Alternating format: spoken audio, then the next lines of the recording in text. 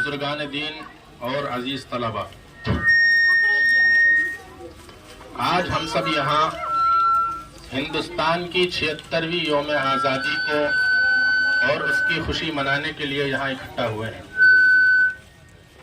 یہ بہت ہی خوشی اور مسرت کی بات ہے، کیونکہ ہمارا ملک ہندوستان سن 1857 سے لے کر 1947 تک، یعنی پورے 90 سال تک انگریزوں کی غلامی میں رہا، اور اس غلامی سے آزادی دلانے کے لیے ہمارے علماء اور مشائخ نے اور دانشوروں نے بھرپور جد و جہد کی۔ ایک طویل مدت تک جد و جہد کرنے کے بعد ہمارے ملک ہندوستان کو آزادی دلائی۔ ایک طویل مدت تک بھرپور جد و جہد کرنے کے بعد 15 اگست 1947 کو ہمارے دیش کو آزادی دلائی، اور اس آزادی میں ہمارے علماء اور مشائخ اور دانشوروں نے ایسی تکلیف اور شدت کا سامنا کیا، ایسے مصائب الآرام سے گزرے کہ جس کا آج ہم تصور بھی نہیں کر سکتے۔ آج اگر ہم اس تکلیف کو سوچتے بھی ہیں تو ہماری روح کانپ جاتی ہے۔ خود انگریز مورخ لکھتا ہے کہ دہلی سے لے کر پشاور تک روڈ کے کنارے جتنے بھی درخت تھے، شاید ہی کوئی درخت ایسا ہوگا کہ جس میں ایک یا دو علماء کو پھانسی پر نہ لٹکایا گیا ہو۔ صرف یہی نہیں بلکہ آگے مورخ لکھتا ہے کہ علماء کی 12,000 کی تعداد میں علماء کو پھانسی پر لٹکا دیا گیا، اور بالخصوص 5 لاکھ مسلمانوں کو قتل عام کیا گیا۔ اس قدر مصائب و آلام سے گزرنے کے باوجود ہمارے مجاہدین نے انگریزوں سے لڑنے سے، جنگ آزادی سے ایک قدم بھی پیچھے نہیں ہٹایا۔ وہ پوری استقامت اور پوری جد و جہد اور پوری بہادری کے ساتھ انگریزوں کا مقابلہ کرتے رہے اور ان سے جنگ کرتے رہے۔ اسی میں ایک نمایاں نام علی وردی خان، جو سراج الدولہ کے نانا ہیں، بنگال کے رہنے والے ہیں، ان کا آتا ہے کہ انہوں نے خود انگریزوں پر حملہ کر کے سن 1754 میں بنگال کی سرزمین سے انگریزوں کو مار کر بھگایا۔ ہم اگر آج تاریخ کے اوراق کو پلٹیں گے تو ہمارے کئی مجاہدین ہمیں ملتے ہیں کہ جنہوں نے پوری جرأت اور پوری استقامت کے ساتھ انگریزوں کا مقابلہ کیا۔ مگر افسوس کہ ہمارے خود اپنے لوگوں نے ہی اپنے ساتھ بے وفائی کی، غداری کی، کہ جس کی وجہ سے ہمیں یہ جنگ ہارنی پڑی، اور اس کا نتیجہ یہ ہوا کہ اس کے بعد انگریزوں نے بالخصوص بہار، بنگال اور اڑیسہ کی سرزمین پر قبضہ کر ڈالا۔ محترم دوستو، اسی طرح اگر ہم تاریخ کے اوراق کو پلٹیں گے تو ہمارے کئی مجاہدین ہمیں ملتے ہیں۔ ٹیپو سلطان کا نام آتا ہے کہ جنہوں نے بھرپور جد و جہد کے ساتھ انگریزوں کا مقابلہ کیا۔ مولانا ابو الحسن ندوی لکھتے ہیں کہ ہندوستان کے اندر وہ واحد شخص ٹیپو سلطان ہے کہ جس نے سب سے پہلے اپنی ذہانت سے انگریزوں کی ناپاک پالیسی کو سمجھا اور اس کے خلاف رد عمل شروع کیا۔ صرف یہی نہیں بلکہ دیگر عمراء کو بھی خط ارسال کیا اور اس کے ذریعے انہیں جنگ پر ابھارا۔ مگر افسوس کہ اس وقت تک وہ انگریزوں کے تسلط میں آ گئے تھے، جس کی وجہ سے انہیں یہ جنگ ہارنی پڑی اور جام شہادت نوش فرمایا۔ برادران اسلام، آج ہم پورے فخر کے ساتھ یہ بات کہہ سکتے ہیں، پورے یقین کے ساتھ اور پورے عزم کے ساتھ یہ بات کہہ سکتے ہیں کہ جس طرح ہمارے علماء اور مشائخ نے جنگ آزادی میں حصہ لیا تھا، آج کوئی تاریخ اس کی مثال پیش نہیں کر سکتی، اور پورے یقین کے ساتھ یہ بات کہہ سکتے ہیں کہ آج ہندوستان کے اندر اس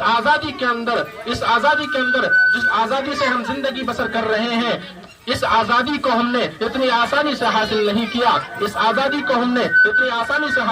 کیا، بلکہ ہندو، مسلم، سکھ، عیسائی تمام لوگوں نے مل کر، اکٹھا ہو کر، متحد ہو کر اس ملک کو آزادی دلائی ہے۔ ہم تمام لوگوں کا حصہ اس میں شامل ہے، ہم تمام لوگوں نے مل کر اس پر کام کیا ہے۔ اس لیے ہمیں چاہیے کہ ہم اس ہندوستان کی بقا کے لیے، اس ہندوستان کو آگے بڑھانے کے لیے، جس طرح ہمارے علماء اور مشائخ نے اپنے اپنے 1000 سالہ اختلاف کو ایک طرف رکھ کر ہندوستان کی بقا کے لیے، صرف اس ہندوستان کی گنگا جمنا تہذیب کو باقی رکھنے کے لیے اپنے اختلاف کو ختم کر دیا اور انگریزوں سے جنگ کی، ان کا مقابلہ کیا. اسی طرح ہمیں بھی چاہیے کہ ہم بھی متحد ہو کر، ایک ہو کر، اکٹھا ہو کر اس دیش کی امن و امان کو باقی رکھنے کے لیے اتحاد قائم کریں.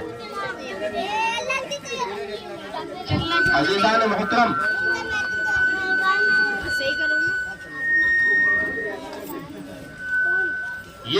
یہ آزادی ہمیں اتنی آسانی سے حاصل نہیں ہوئی. یہ آزادی ہمیں اتنی آسانی سے حاصل نہیں ہوئی. ہم نے اس آزادی میں بہت خون بہایا ہے، بہت خون بہایا ہے. یہ آزادی ہمیں اس وقت حاصل ہوئی ہے کہ جب مولانا جعفر تھانسری کو جیل میں بند کر دیا گیا اور ان کو کھانے میں ریت میں ڈالی ہوئی روٹی اور سالن جاج کے پتوں کا بنا کر دیا جاتا. جب اس درد اور کرب سے مولانا گزرے، اس وقت ہمیں یہ آزادی حاصل ہوئی ہے. یہ آزادی ہمیں اتنی آسانی سے حاصل نہیں ہوئی. یہ آزادی ہمیں اس وقت حاصل ہوئی ہے جب گاندھی جی کی زندگی کو تباہ کر دیا گیا. اس وقت ہمیں یہ آزادی حاصل ہوئی ہے. یہ آزادی ہمیں اتنی آسانی سے حاصل نہیں ہوئی. یہ آزادی ہمیں اس وقت حاصل ہوئی ہے کہ جب مولانا حسرت موہانی کو جیل میں چکی پسوائی گئی، اس وقت ہمیں یہ آزادی حاصل ہوئی ہے. یہ آزادی ہمیں اتنی آسانی سے حاصل نہیں ہوئی. جواہر لال نہرو جن کا کپڑا پیرس سے بن کر آیا کرتا تھا، جب وہ ننگے تنگے ہو کر روڈ پر آزادی کے لیے نکل پڑے، اس وقت ہمیں یہ آزادی حاصل ہوئی. یہ آزادی ہمیں اتنی آسانی سے حاصل نہیں ہوئی. وہی مولانا عبدالکلام آزاد کہ جس کی تاریخ کو پڑھ کر آج ہم فخر محسوس کرتے ہیں. یہی مولانا عبدالکلام آزاد کہ جس نے آزادی کی خاطر اپنا تن من دھن سب لٹا دیا. ان کی بیوی کی طبیعت خراب ہے اور وہ خود جیل میں پھنسے ہوئے ہیں. نہرو جی آتے ہیں اور کہتے ہیں مولانا انگریز کہہ رہا ہے کہ اگر مولانا لکھ کر دے دیں گے تو ہم مولانا کو آزاد کر دیں گے.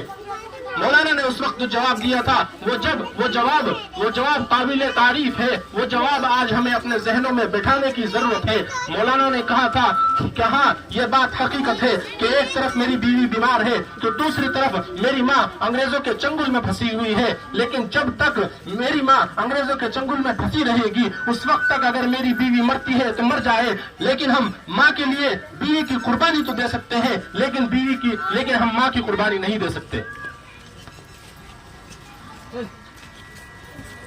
عزیزان محترم،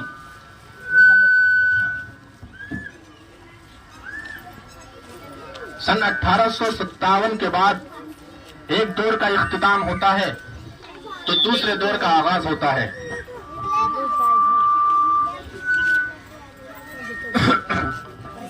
ایک دور کا اختتام ہوتا ہے تو دوسرے دور کا آغاز ہوتا ہے. جب مسلمانوں پر مصائب و آلام کے پہاڑ زیادہ توڑے جانے لگے اور مسلمانوں کو ان کے وجود کا خطرہ لاحق ہو گیا اور دین مذہب کا اس ملک کے اندر خطرہ لاحق پیش آ گیا، تو اس وقت ضرورت تھی ایک ایسے مرکز کی کہ جو مسلمانوں کی بھی تقلید کرتا اور ہندوستان کی بھی تقلید کرتا.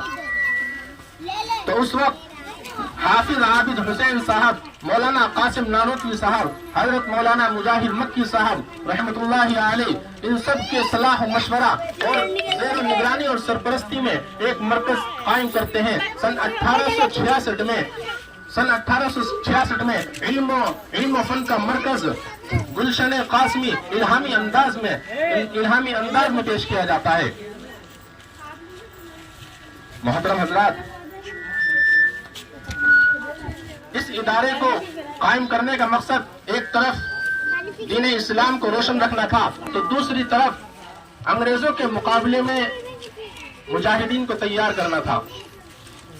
اور دنیا نے دیکھا کہ مسجد چھتہ میں انار کے درخت کے نیچے اپنے استاد ملا محمود احمد کے سامنے زانوِ تلمذ ہو کر دارالعلوم دیوبند کا سب سے پہلا طالب علم محمود الحسن پرچم آزادی کو بلند کرتا ہے اور انگریزوں کے خلاف جنگ کا اعلان کرتا ہے، انگریزوں کے خلاف تحریک چلاتا ہے. دنیا جسے شیخ الہند کے نام سے جانتی ہے.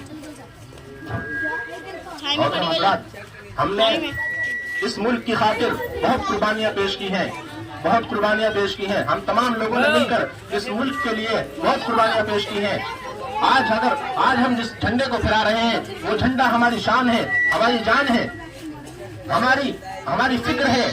اس جھنڈے کو پھیلانے کے پیچھے اس کا مقصد یہ ہے کہ ہم نے اس کی خاطر پہلے بھی خون بہایا تھا اور آج بھی خون بہائیں گے، اور جب تک ہمارے جسم کے اندر روح باقی ہے اس وقت تک ہم خون بہاتے رہیں گے، اور ہم اس دیش کے لیے قربانی دیتے تھے اور دیتے رہیں گے۔